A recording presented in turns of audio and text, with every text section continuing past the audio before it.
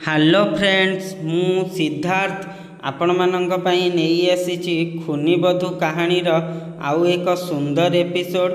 जदि कहानीटी सुनिबा परे आपण मानंक पसंद आसे तो मो एक चैनल को सब्सक्राइब करंतु, लाइक करंतु आउ कमेंट माध्यम रे निजर मतामत जणांतु। जय जगन्नाथ। ताले आरंभ करूची मोर एई सुंदर कहानीटी जहार ना रही खुनीबधू। एबे खुनीबधू चली जिबा परे पूरा गाँ वाला चिंतार देखिकी बीर सिंह कहिले, आजिठू गाँव रे केबे किछि भी बाहाघर हेबनी, आउ जदि भी केही या खिलाफ रे जाइकी बाहा हेबा पई चेष्टा भी कला तो ताको गाँव रु बाहर कर दिया जिवो।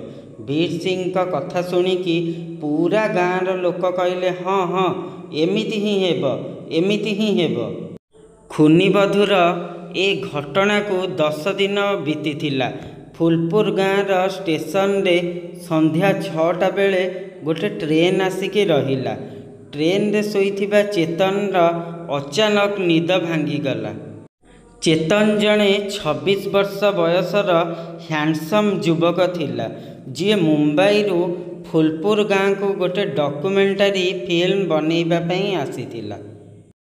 एबे एबे निदरू उठिथिबा चेतन बाहर को देखिला तो ताकू एमिति अनुभव हैला कि पूरा ट्रेन रे से एका ही थिला, या सहित कि पूरा स्टेशन ही खाली थिला।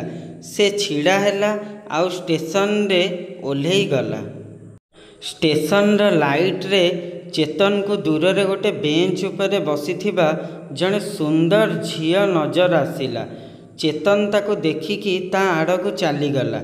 झीटी गोटे लाल रंगर शाढ़ी पिंधिथिला आउ ता लंबा खोला चुटी कमर जाए आसुथिला। ता आखिरे गभीर काजल लागिथिला। से झीर शरीर रु आसुथिबा बास्ना चेतन को पागल करि देउथिला। चेतन से झील को देखिकी निजको निजे कहिला, आजि जाए मु एते सुंदर झील केबे भी देखि नथिली। चेतन एबे ताको देखिकी ता रूप आउ यौवनर बास्ना रे हजि जाइथिला कि से झीर खूब सुंदर आवाज आसिला, चेतन। गोटे अजणा झील मुहरु चेतन निज ना शुणिकी चमकी जाइकी कहिला, आपण केमिति मो ना जानिले? तो झीटी दुष्टामी भरा हस हसिला आउ कहिला, आपणका आई कार्ड उपरे लेखा अछि। चेतन ध्यानर सहित देखिला से निज हाथ रे ता आई कार्ड को धरिथिला, हेले से भाबिला कि एते कम आलोक रे ये मो ना केमिति पढ़ी नेले। एबे चेतन किछि भाबुथिला कि झीटी पुणी थरे कहिला, आपण काहाकू खोजुछंती कि? चेतन जवाब रे कहिला, मु तो एबे आसीछि, हेले बोधे आपणको साहाଯ୍यर दरकार अछि। ए समय रे एका एका आपण स्टेशन रे कौन करूछंती? कोठी छाड़ी देबी मु आपणको? झीटी स्माइल करिके कहिला, नाई नाई, मोते जोठी की जिबार अछि मु एका चली जीवी, आपण मो चिंता करंतुनी। चेतन को ता कथा उपरे आश्चर्य लागिला आउ से कहिला, केमिति चली जीवे एठी? केही भी नहीं, कोठी किछि विपद रे न पड़ी जाओ, तुमको मु नहीं कि छाड़ी दे आसीबी। मु कहिली ना मु तुमको नहीं कि छाड़ी देबी।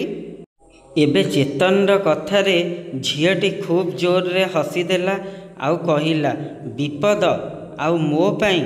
आउ एमिति रे तुम आसीबा परे ए गाँ लोकंक विपद निश्चय दूर हो जिवो। चेतन झीटीर कथा शुणिकी किछि भी बुझी पारिलानी। तो से कहिला, मु किछि बुझी पारिलिनी, मु आसिले कौन विपद दूर हो जिवो? मु तो एठिके बास आजी आसीछि, आउ सेईटा भी गोटे डॉक्यूमेंटरी फिल्म बनैबा पई आसीछि।